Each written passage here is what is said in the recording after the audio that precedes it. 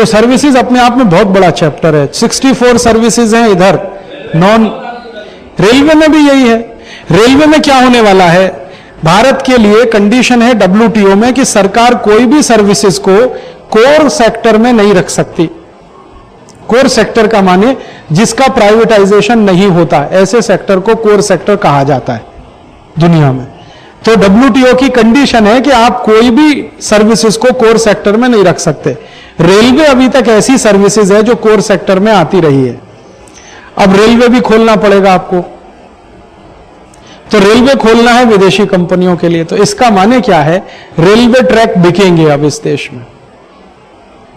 Railway track बिकेंगे माने बंबई से कलकत्ता एक ट्रैक खरीद लिया किसी एक कंपनी ने, अब उस पर जितनी भी ट्रेन चलेंगी उससे जो रेवेन्यू इनकम होगी वो उस कंपनी के खाते में जाएगी। ऐसे ही बंबई से अहमदाबाद का ट्रैक खरीद लिया किसी दूसरी कंपनी ने, तो बंबई अहमदाबाद के बीच जितनी ट्रेन चलेंगी उससे जितना रेवेन्यू जनरेट होगा वो उस कंपनी के खाते में जाएगा। ऐसे ही मान लीजिए कोई एक ट्रैक है, दिल्ली से हावड़ा का ट्रैक खरीद लिया किसी तीसरी कंपनी, और रेलवे को भारत सरकार टुकड़े टुकड़े करके विदेशियों को बेच सके इसलिए उनके जोन सभी नए बनाए गए हैं। पहले जो जोन होते थे ना रेलवे के, वो सभी छोटे कर दिए। क्यों? क्योंकि पूरी रेलवे को खरीदने की ताकत किसी एक कंपनी में नहीं है, तो टुकड़े टुकड़े करके बेचो। तो जैसे नॉर्थ ईस्ट रेलवे है उसको एक कंपनी को बेच दो, साउथ ईस्टर्न रेलवे उसको एक कंपनी को बेच दो, नॉर्दर्न रेलवे है तीसरी कंपनी को बेच दो, सदर्न रेलवे है चौथी कंपनी को बेच दो। ऐसे कर करके अलग अलग कंपनियों के हाथ बिक जाए, इस तैयारी के साथ रेलवे के जोन्स को डिवाइड किया गया है अभी। और इसलिए रेलवे में भी नई भर्ती बंद है, क्योंकि उसका प्राइवेटाइजेशन अगले साल से शुरू होगा। शुरू कहां से कर रहे हैं, रेलवे के प्लेटफॉर्म पर जो सर्विसेज हैं उनमें अब विदेशियों को छूट देने जा रहे हैं। ये सर्विसेज कहां, प्लेटफॉर्म पे। प्लेटफॉर्म पे क्या सर्विसेज है, दूध मिलता है, चाय मिलती है, दही मिलता है, डबल रोटी मिलती है, पाव रोटी मिलती है, बिस्किट्स मिलते हैं, टॉफी चॉकलेट मिल जाता है, फल आदि मिल जाते हैं, खाने पीने का सामान मिलता है। इसमें अभी पहले बार में वो शुरू कर रहे हैं विदेशियों के लिए, और अमेरिका की एक कंपनी ने तैयारी शुरू किया है और सरकार उसको देने में भी बिल्कुल उनको कोई आपत्ति नहीं है। थोड़े दिन में अनाउंसमेंट भी हो जाएगा, अखबार में आ जाएगा। अमेरिका की खान पान की एक कंपनी जिसको मैकडोनल्ड कहते हैं ना, हर बड़े रेलवे स्टेशन पर इनका वो बन जाएगा। अभी क्या कहेंगे उसको, रेस्टोरेंट या जो भी कहें। तो अब वो सब उनके हाथ में जाएगा, खान पीन की सर्विसेज मैकडोनल्ड के हाथ में। ऐसे ही पानी की सर्विसेज लेने के लिए ये तैयार हैं, कोका कोला और पेप्सी कोला। माने रेलवे स्टेशन पर दो ही बोतलें मिलेंगी, एक्वाफिना या तो वो दूसरी क्या बोतल है, किल्ले, यही बोतल पानी की मिलेंगी। और पानी की जो टंकी वंकी होती है ये सब बंद करी जाएंगी। अभी पानी रेलवे स्टेशन पर जो फ्री आप पी लेते हैं 2 साल के बाद नहीं मिलेगा आपको, हर पानी बिक्री से उपलब्ध होगा। फिर दूसरा जो करने जा रहे हैं, रेलवे स्टेशन पर बहुत सारी कंपनियों को दुकानें खोलने की परमिशन देने जा रहे हैं। ये बहुत सारी कंपनियों, अभी तो क्या होता है, 2 ही 3 तरह की दुकानें आपने देखी होंगी, एक तो व्हीलर और एक तो वो Sarvodaya book stall, Gita press Gorakhpur.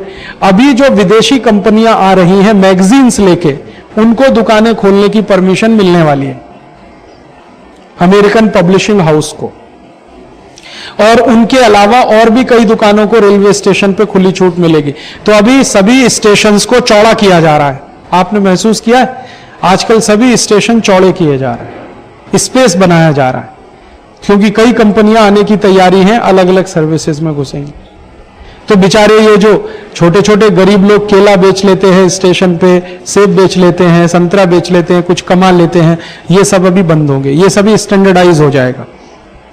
फिर बड़ी ट्रेन्स में उनको बेचने की तैयारी चल रही है, जैसे राजधानी एक्सप्रेस, अगस्त क्रांति एक्सप्रेस, इनको एक एक करके दिया जाए कंपनियों को जो इनकी हैंडलिंग करें। तो रेलवे में ये सब होने के लिए सारी मगजमारी इस समय चल रही है। एक छोटा अच्छा काम ये हुआ है कि ये जो जब से लालू यादव आया है, इसने उसी स्पीड को स्लो कर दिया है। ये अगर निकल गया रेलवे से, दूसरा कोई भी मिनिस्टर आ गया वो इसको फास्ट कर देगा, क्योंकि लालू यादव में 50 खराबियां हों, लेकिन उसमें एक अच्छाई है, वो विदेशी कंपनियों का धुर विरोधी है। वो इतना विरोधी है विदेशी कंपनियों का, वो ये कहता है कि मेरा बिहार भूखे मर जाए, मैं बिहार में किसी विदेशी कंपनी को कारखाना नहीं लगाने दूंगा। और आज तक उसने लगने नहीं दिया। 15 साल के बिहार के शासन में एक भी विदेशी कंपनी ने बिहार में फैक्ट्री नहीं लगाई है, उसने लगने नहीं दिए। वो धुर विरोधी है विदेशी कंपनी। और उसके रेलवे में आने से प्राइवेटाइजेशन रुक गया, वरना अगर कोई दूसरा आ जाता, सिंधिया टाइप का कोई आदमी आ जाता, तो अब तक तो आधा रेल बिक चुका होता। वो देशी और गंवई आदमी है लालू यादव, तो इसलिए थोड़ा रुका हुआ है। और कांग्रेस की मजबूरी है कि उसका सपोर्ट लिए बिना सरकार नहीं चल सकती, इसलिए कांग्रेस थोड़ी शांत है। अगर कांग्रेस के पास फुल मेजॉरिटी होती तो अभी पिछले 1 साल में रेलवे का आधा हिस्सा बिक गया होता। अब ऐसे ही क्या हो रहा है, रेलवे के पास जो जमीन पड़ी हुई है ना, हर जगह आप देखते हैं रेलवे ट्रैक के इधर उधर, ये बड़ी बड़ी कंपनियों को देने की तैयारी में है, कॉमर्शियल कॉम्प्लेक्स बने पर, और उसका किराया आए। जितनी जमीन जिनकी है किसानों की, उनको देने को तैयार नहीं है, जिनसे लिया है, कॉमर्शियल कॉम्प्लेक्स बना है। और कई रेलवे स्टेशन ऐसे हैं जहां पर बहुत सारी जमीनें हैं, यार्ड में हैं और जगह जगह, वो सब बेचने के लिए। तो रेलवे के सेक्टर में WTO आने पर ये प्राइवेटाइजेशन 100% होने के हैं।